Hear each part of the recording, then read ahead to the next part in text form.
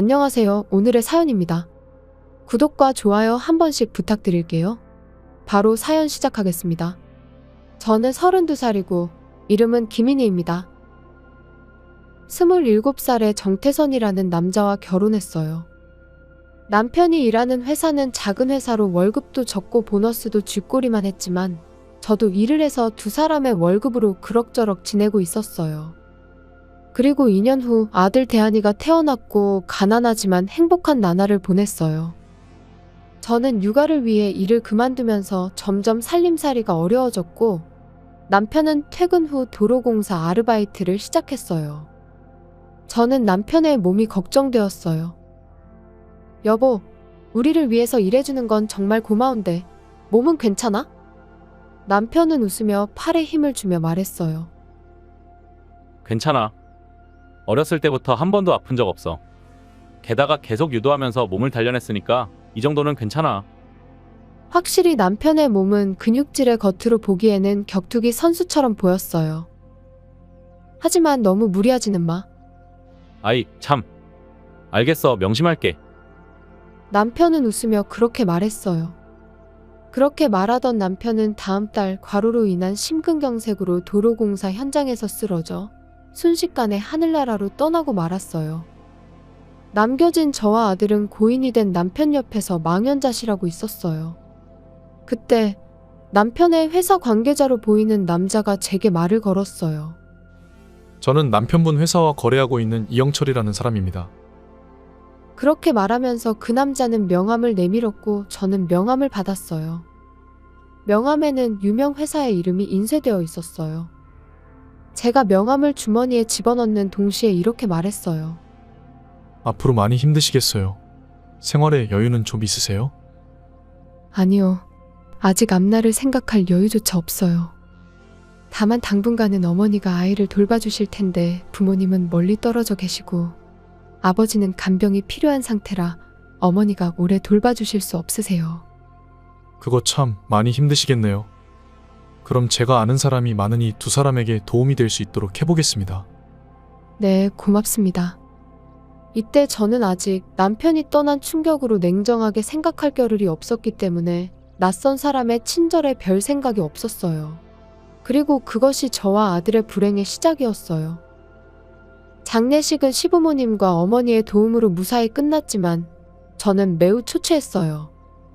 어머니가 아들을 봐주셨는데 어머니도 연세가 많으셔서 많이 피곤해 보이셨어요. 엄마, 괜찮아? 괜찮아. 그보다 나는 너랑 손주가 계속 걱정이네. 어머니는 그렇게 말하며 눈물을 흘리셨어요. 저는 어머니를 슬프게 하지 않기 위해 억지로 웃으며 말했어요. 괜찮아. 여기 어린이집도 있고 하니까 다시 일할 수 있을 거야. 편부모로도 어떻게든 잘 살아가는 사람들이 많으니까. 그렇다면 다행이긴 한데. 그런 이야기를 하고 있을 때 아직 남아있던 영철 씨가 우리에게 와서 어머니에게 말했어요. 이니 씨 어머님이시군요. 어머니는 갑자기 낯선 사람이 말을 걸어와서 약간은 경계하며 말했어요. 오늘 고맙습니다.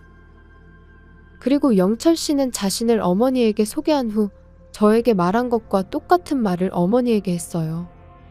그때 마침 안방에서 자고 있던 아들의 울음소리가 들려와 저는 그곳으로 가 아들을 달랬어요.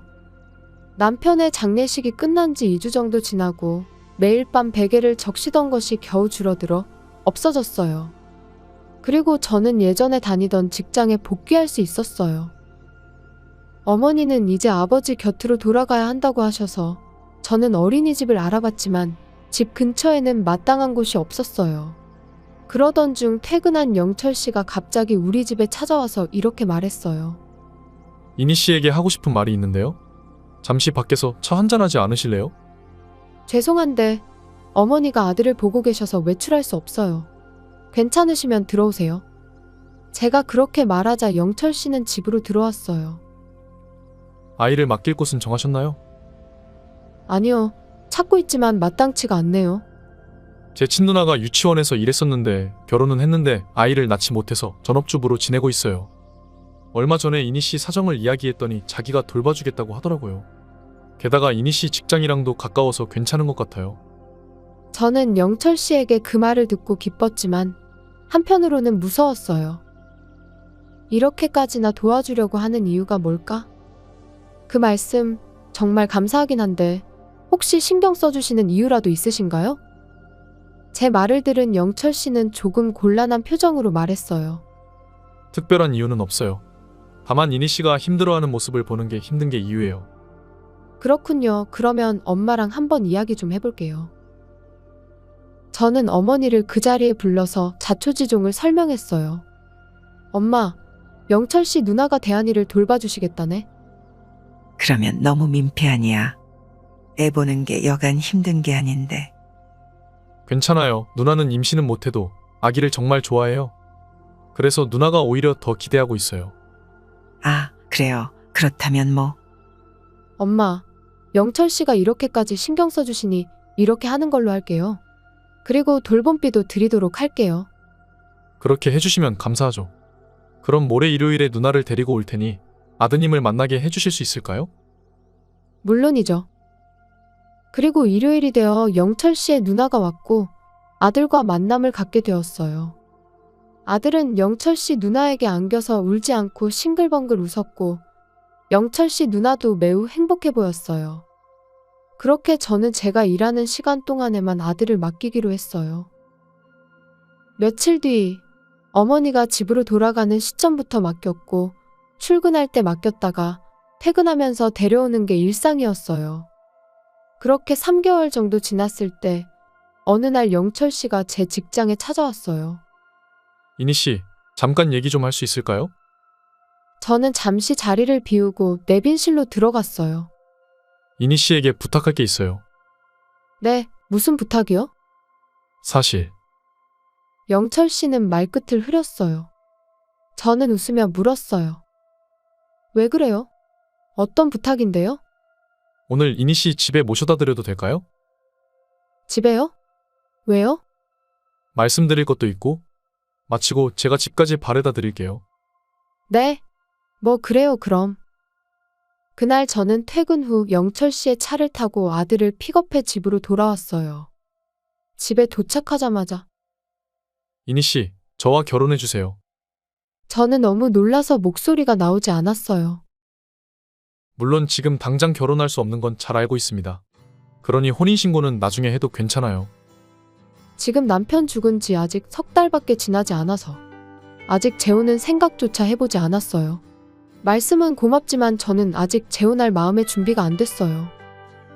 이니 씨 마음은 이해해요. 다만 저는 이니 씨와 함께 대한이를 훌륭하게 키우고 싶어요. 아들 얘기가 나오자 제 마음이 흔들렸어요.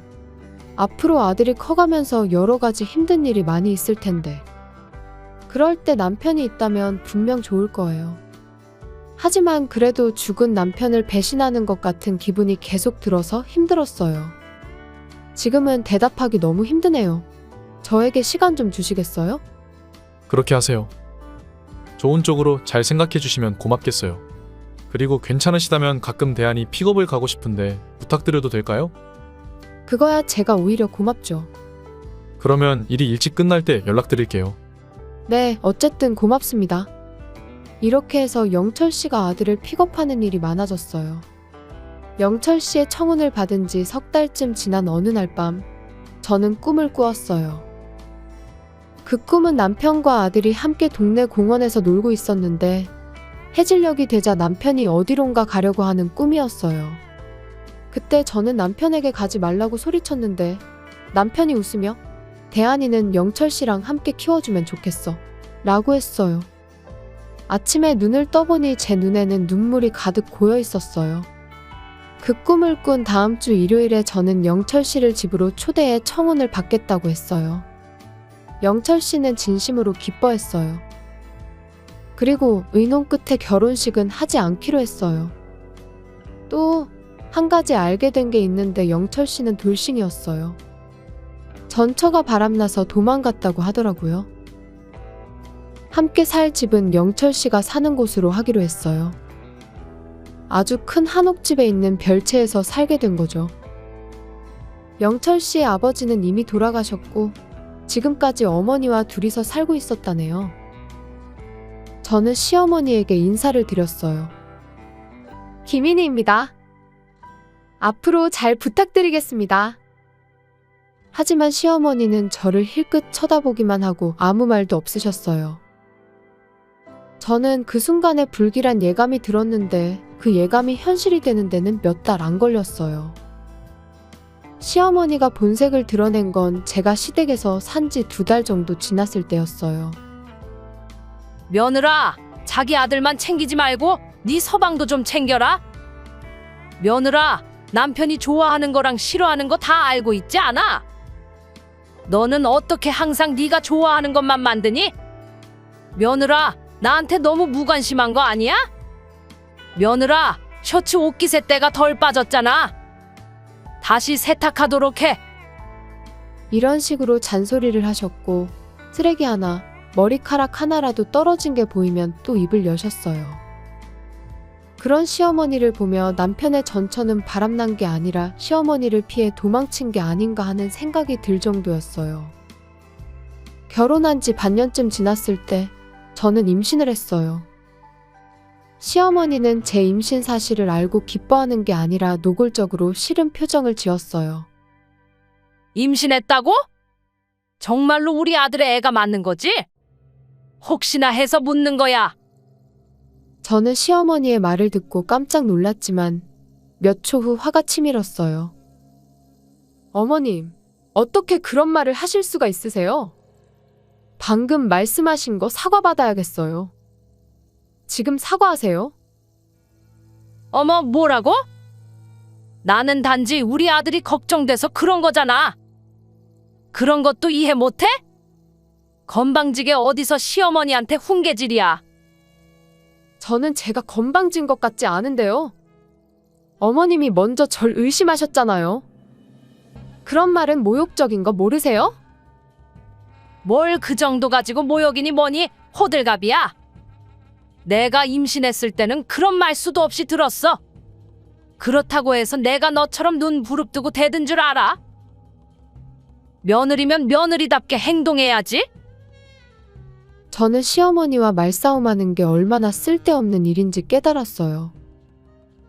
알겠습니다. 며느리답게 행동하라는 거죠? 앞으로 명심해서 행동하도록 할게요. 제가 어쩔 수 없이 그렇게 말하자 시어머니는 빙긋 웃으며 말했어요. 그래, 그래야지. 우리 집에 시집 왔으면 내 말을 잘 들어야지. 저는 이 집에 온 게 잘못되었을지도 모른다는 생각이 들기 시작했어요. 그날 밤 남편이 퇴근하고 오자 시어머니는 바로 남편을 불러 안방으로 데려갔고 30분쯤 후에 남편이 잔뜩 인상을 쓰고 저에게 말했어요. 당신 엄마한테 무슨 말 한 거야? 엄마가 울고 있잖아. 저는 남편의 말에 깜짝 놀랐어요. 오늘 시어머니에게 이런저런 말을 듣고 울고 싶었던 건 저였는데 말이죠. 어머님이 나한테 다른 남자가 있는 게 아니냐는 식으로 말했어. 그래서 그렇게 말씀하신 거 사과해달라고 했지. 이건 누가 봐도 이런 말을 한 게 문제 아니야? 이봐 당신 괜한 트집 잡지 마. 엄마가 악의 없이 말한 건데 그냥 웃어넘겨도 되는 거잖아. 남편의 이야기를 듣고 있던 저는 뭔가 남편이 달라졌다는 느낌을 받았어요. 예전과 같은 신사다움이 없어졌다고나 할까. 도대체 그걸 어떻게 웃어넘겨? 지금 내 잘못이라는 거야? 남편은 제 말을 듣고 점점 더 화를 내기 시작했어요. 너는 그 정도 참을성도 없어? 참을성을 논하기 전에 말해도 되는 것과 말하면 안 되는 게 있는 거야. 제가 그렇게 말하자 남편은 아무 말도 하지 않고 안채로 가버렸고 저는 아들을 안고 계속 남편을 기다렸지만 돌아오지 않았어요. 다음 날 아침 제가 아들을 맡기러 가는 시간에 남편이 돌아와서 차갑게 말했어요. 가자. 저는 남편이 변했다고 확신했어요. 그로부터 2주일이 지난 어느 날 밤이에요. 다음 주부터는 너가 대한이를 데려다주고 데리고 와. 귀에 못이 박히도록 들었어요. 저는 운전면허는 있지만 장롱면허였기에 신우집으로 운전할 자신이 없었어요. 나 진짜 운전 못해. 장롱 면허라니깐. 면허 딸 때 운전해봤잖아. 그거면 충분해. 내가 일 때문에 빨리 집을 나가야 하니까 앞으로 너가 해야 해. 운전은 주말에 연습시켜줄게. 그 말에 저는 아무 말도 할 수 없었어요. 그리고 주말 이틀 동안 저는 동네에 있는 사용하지 않는 넓은 주차장에서 열심히 연습했어요. 남편은 일이 있다며 알려주는 게 없었어요. 월요일이 돼서 저는 아들을 조수석 카시트에 태우고 출발했어요. 겁먹고 운전하느라 늦게 도착했지만 그래도 신우 집에 도착할 수 있었어요. 오늘은 좀 늦었네. 그게 오늘부터 제가 운전하게 돼서 늦었어요. 제가 그렇게 말하자 신우가 중얼거렸어요. 이영철 이놈이 또. 무슨 뜻인지 몰라 물었지만 신우는 아무것도 아니라고 했어요. 그날 밤 남편은 집에 돌아오자마자 제게 말했어요. 이제부터 엄마한테 이상한 소리 하지 마. 만약 엄마가 오는 일이 생기면 그땐 가만 안 둘 거야. 라고 말하고는 안채로 갔어요. 저는 저녁을 준비해놓고 남편을 기다렸지만 돌아오지 않아 안채로 가보니 시어머니와 남편이 즐겁게 저녁을 먹고 있었어요. 저는 다시 별채로 돌아왔고 아들과 둘이서 저녁을 먹었어요. 그 후로는 남편과 거의 말을 섞지 않았고 남편은 자연스레 안채에서 시어머니와 밥을 먹었어요. 제가 단 한 번 시어머니에게 반항한 걸로 남편은 완전히 다른 사람이 된 거죠. 그로부터 2달이 지났을 때 뱃속에 아이가 태어났어요. 남자아이였고 시어머니가 이름을 지어주었어요. 저는 따로 생각해뒀던 이름이 있었지만 일방적으로 정해졌어요. 출산 후 어느 일요일에 남편의 모습이 보이지 않아 안채로 가보니 남편과 시어머니가 둘이서 나란히 앉아 TV를 보고 있었어요. 저는 두 아들을 돌보느라 너무 바빴기에 남편에게 말했어요. 여보, TV 볼 거면 별채로 와서 애들 좀 봐주면서 TV 보면 안 될까? 제가 한 말에 두 사람이 득달같이 달려들었어요. 뭐야, 시끄럽게. 모처럼 둘이서 TV 보고 있는데. 그러게. 좀 나가줄래? 뭘 물어요? 그냥 나가라고 하면 되죠. 야, 지금 당장 애들 데리고 나가. 저는 무슨 뜻인지 몰랐어요. 뭐? 그러니까 너희들 별채에서 나가라고. 나가라는 말 몰라? 저는 갑자기 남편한테 나가라는 말을 듣고 깜짝 놀랐어요. 여보, 왜 그래? 왜 우리 보고 나가라고 하는 거야? 왜? 지금 내 소중한 엄마를 화나게 했잖아. 그게 무슨 말이야? 나랑 애들은 안중에도 없어? 거참 말 많네. 그런 거 따지지 말고 뒷마당에 허름한 쪽방 하나 있으니까 거기서 살아. 남편이 그렇게 말하자 시어머니는 저를 경멸하는 눈빛으로 말했어요. 이번 여자도 어째 잘못 고른 것 같다. 전처도 잘못 골랐는데 운이 왜 그렇게 없어? 그 시어머니의 말에 저는 남편의 전처가 두 사람의 괴롭힘에 도망친 게 확실해 보였어요. 저는 제 처지를 한탄하며 죽은 남편을 생각했어요. 그러자 어느새 제 눈에서 눈물이 쏟아졌고 이를 본 시어머니가 말했어요. 어머머, 눈물 흘리는 거야? 그런 싸구려 연기에 속지 않으니까 당장 짐 싸서 나가. 저는 울면서 일어났고 두 아이를 데리고 쪽방으로 들어갔어요. 저는 울면서 두 아이에게 말했어요. 이런 더러운 곳에서 미안해. 하지만 언젠가는 꼭 복수할 거야. 그때까지만 참아줘.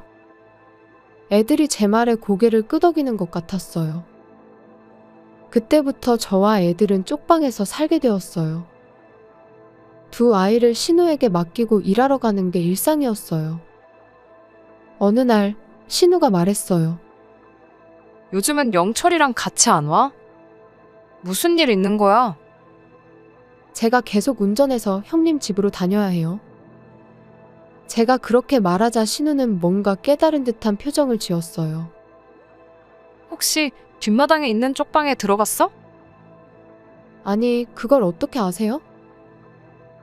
영철이가 워낙에 엄마를 아끼고 사랑해. 그래서 전처가 조금이라도 엄마한테 거슬리는 말을 하면 쥐잡듯이 잡았거든. 나중엔 전처한테도 촉방에 들어가라고 했고 전처는 도망간 거지. 역시나 그랬네요. 나는 옳게 편이니까 걱정하지 마. 필요한 거 있으면 말해. 저는 신우가 제 편이라 너무 든든했어요. 그런데 그때부터 시어머니는 매일같이 음식물 쓰레기를 쪽방 앞에 버리기 시작했어요. 저는 어쩔 수 없이 그 음식물 쓰레기를 치워야 했어요. 어느 날 아침, 시어머니가 여느 때처럼 음식물 쓰레기 한 봉지를 놓고 갔어요. 저는 버리려고 들었더니 이상하게 너무 무거워서 속을 들여다보니 봉투가 들어있었어요. 뭔가 싶어 조심스레 봉투를 열었더니 거기에는 5만 원짜리 50묶음이 들어있는데 무려 2억 5천만 원이나 되는 거금이었어요. 저는 그 돈을 손에 쥐자마자 다시 쪽방으로 돌아와 급히 짐을 가방에 싸고 애들을 택시에 태우고 집을 나섰어요. 물론 2억 5천만 원과 함께 말이죠. 저는 기차역으로 향했고 친정집에 도착한 것은 저녁이 다 되어서였어요. 친정집에 도착한 후 폰을 보니 시어머니와 남편에게 100통이 넘는 부재중이 남아있었어요. 어머니는 제 얼굴을 보고 깜짝 놀라며 말했어요. 이니야, 갑자기 무슨 일이야? 연락도 없이 갑자기 오다니? 아직 애들도 어린데 어쩐 일이야? 엄마, 잠깐만요. 저 따뜻한 물 한 잔만 주세요. 그 후에 다 말해줄게요. 저는 애들을 재우고 한숨 돌린 후 지금까지의 경위를 들려줬어요. 어머니는 눈을 동그랗게 뜨고 물었어요. 그러면 지금 그 돈을 가져왔니? 저는 가방에서 돈을 꺼내서 보여드렸어요. 그리고 저는 5만 원권 뭉치를 테이블 위에 올려놓았는데 그때 뭉치 속에서 종이 한 장이 보였어요. 그 종이를 꺼내서 펼쳐보니 남편의 회사 매출 서류였어요. 그러면 혹시 사위가 회사 돈을 횡령한 거야? 아마도 그런 것 같은데. 이거 엄청난데. 이니야, 이제 어떻게 할 거야? 엄마 생각은 어때?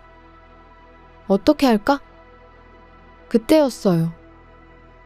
누군가 초인종을 눌렀고 어머니가 인터폰을 누르니 숨을 헐떡이는 남편과 시어머니가 보였어요. 여보, 그 돈 돌려줘. 그 돈은 잠깐만 빌려 쓰려고 한 거라 바로 갚을 거였어. 며느라, 돌려줘. 제가 여기 있다는 걸 어떻게 알았어요? 이 돈들 어떻게 해줄까요? 저는 쓰레기에서 주운 거니까 경찰서로 가져갈 건데. 안 돼, 그러지 마. 왜? 왜 안 되는데? 제가 그렇게 말하자 남편은 입을 다물었어요. 며느라, 아무것도 묻지 말고 그냥 돌려줘.